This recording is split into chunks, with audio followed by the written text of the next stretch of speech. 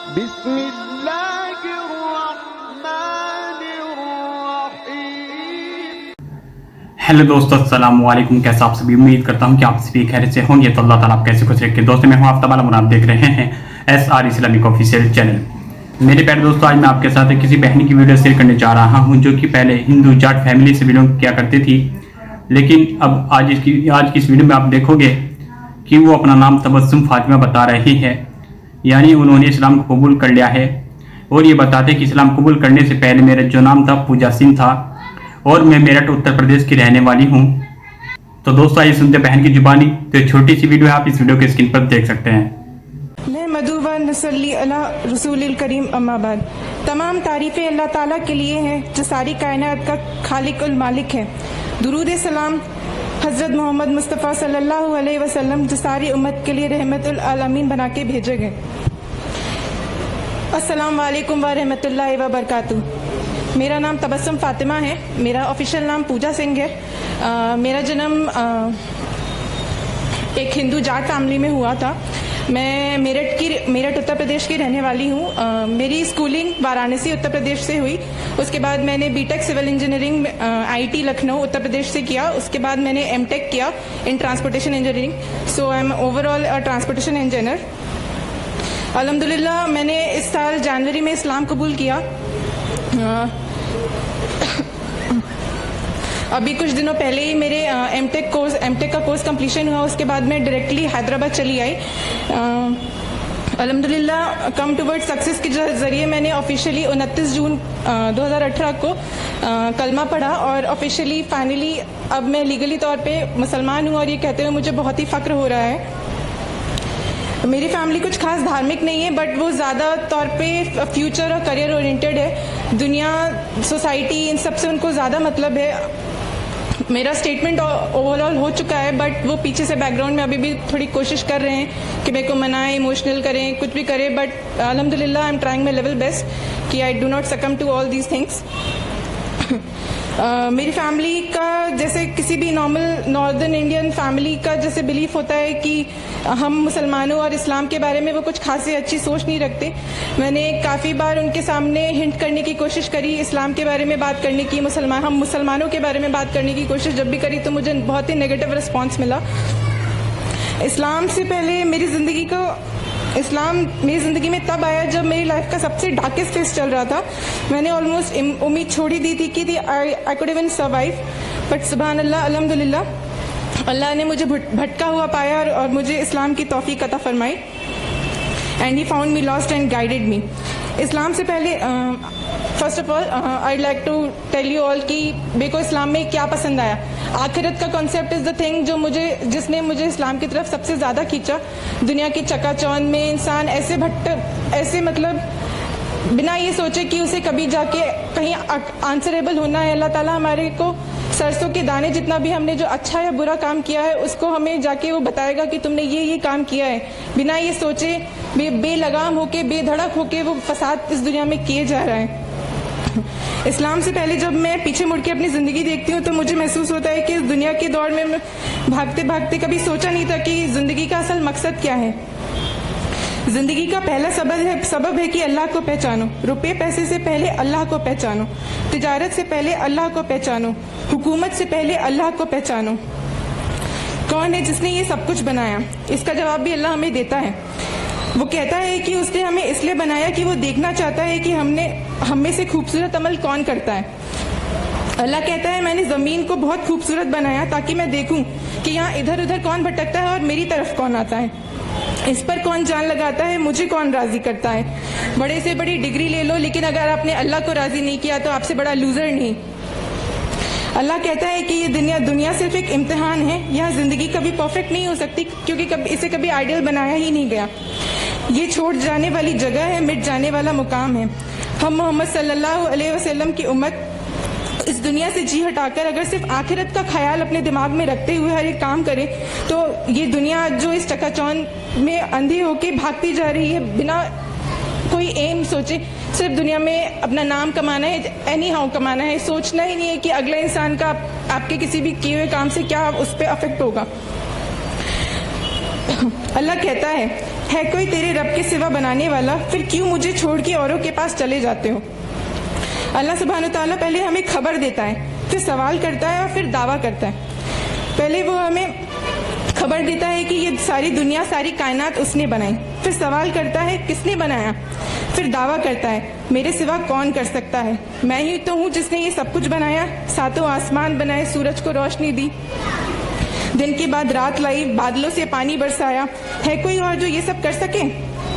کیسا ہے اللہ؟ لا الہ الا اللہ، اللہ کے سوا کوئی معبود نہیں، لہو ما فی السماوات و ما فی الارض، زمین آسمان کی بادشاہت رکھتا ہے اللہ۔ انسان بھول جاتا ہے کہ ایک دن ہمیں واپس لوٹ کے اللہ کے پاس جانا ہے، جس نے یہ ہمیں زندگی امانت کے طور پہ، میں ایمفسائز کروں گی یہ ورڈ امانت، اس نے ہمیں یہ زندگی امانت کے طور پہ دے کے بھیجی ہے۔ انا للہ و انا الیہ راجعون، we belong to Allah and to him we شال ریٹرن۔ دنیا میں جو آج یہ اسلاموفوبیا بڑھتا جا رہا ہے، اس کو دور کرنے کے لیے، اس کو دور کر کے اللہ کی بتائی راہ پہ سے ہر کسی کو واقف کرانا ہم سبھی مسلمانوں کا فرض ہے۔ اللہ تعالیٰ نے ہمیں اسلام دے کے، مسلمان بنا کے ہم کو بہت بڑی نعمت عطا فرمائی ہے، لیکن جیسے جیسے آپ کا عہدہ بڑھتا ہے ویسے ویسے آپ کی ذمہ داری بھی بڑھتی ہے۔ اسلام جو کہ موسٹ مس انٹرپریٹڈ ریلیجن بن چکا ہے اس پوری ورلڈ میں، لوگوں کو پتہ ہی نہیں ہے کہ اسلام ایگزیکٹلی ہے کیا۔ مسلمان کا نام سنتے ہی وہ اس طرح سے خوف کھاتے ہیں جیسے کہ ریلیٹ کرنا ترنت ان کو ٹیررسٹ ہے کچھ ہے۔ جیسے میں جب کالج میں تھی تو میرے کچھ دوستوں کو پتہ چلا کہ میں نے اسلام قبول کر لیا، تو وہ مجھ سے کہتے تھے کہ اسلام میں ہی کیوں جانا ہے، اتنی مسلم کنٹریز تم دیکھو، ساری مسلم کنٹریز جو ہیں ان کا حال دیکھو کیا ہے، تمہیں کوئی فالو ہی کرنا ہے، تمہیں کچھ زیادہ ہی پیس چاہیے تو تم جینزم کی طرف جاؤ، بدھزم کی طرف جاؤ، اور بھی باقی دھرم ہے ان کو پڑھو۔ لیکن انہیں یہ نہیں پتا کہ اسلام صرف ایک مذہب ہی نہیں ہے، اسلام ایک جینے کا طریقہ ہے جو آپ کے اس دنیا میں بھی آپ کی زندگی پکی کرتا ہے، اور آخرت میں تو اللہ تعالیٰ نے آپ سے وعدہ کیا ہے کہ وہ آپ کو ایک بہت ہی اچھا عہدہ دے گا اگر آپ نے اسلام پہ چل کر اپنی زندگی بتائی۔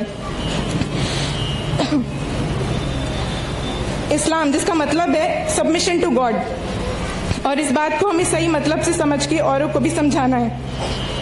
اسلام کی فطرت میں قدرت نے لچک دی ہے، جتنا ہی دباؤ گے اتنا ہی ابھرے گا، اسلام زمانے میں دبنے کو نہیں آیا، تاریخ میں یہ مضمون ہم تم کو دکھا دیں گے۔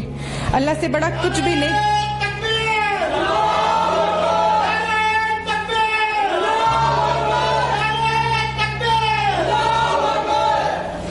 اللہ سے بڑا کچھ نہیں، نہ کوئی رشتہ، نہ کوئی دولت، نہ کوئی دنیا۔ اللہ تو ہمیں ہماری ماں سے بھی 70 گنا زیادہ پیار کرتا ہے۔ جیسے ہماری ماں کی طرف ہماری ذمہ داریاں ہوتی ہیں، اس سے بھی بڑی ذمہ داری اللہ تعالیٰ کی طرف ہے ہماری، جس نے ہمیں بنایا ہے۔ اس ذمہ داری کو ہم اس کے بتائے ہوئے راستے پر چل کے ہی پورا کر سکتے ہیں۔ جب ایک مشین تک بنا یوزر مینول کے نہیں آتی تو پھر ہم انسان جیسی مخلوق کو بنا کر اللہ کیسے بھٹکنے کو یوں چھوڑ سکتا ہے؟ اسی لیے اللہ تعالیٰ نے قرآن مجید ہم پر نازل کی کہ ہمیں سمجھا سکے کہ اس دنیا میں آنے کا ہمارا اصل مقصد کیا ہے۔ اپنے نبی کی سنت کو فالو کرتے ہوئے یہ زندگی گزاریں گے تو اللہ بھی ہم سے راضی ہوگا۔ اللہ تعالیٰ کہتے ہیں، اے نبی آپ فرما دیجئے اگر تم اللہ کو دوست رکھتے ہو تو تم میری پیروی کرو تو اللہ تم کو دوست رکھے گا اور تمہارے گناہ معاف کر دے گا، اور اللہ بڑا بخشنے والا ہے اور بڑا رحم دل والا ہے۔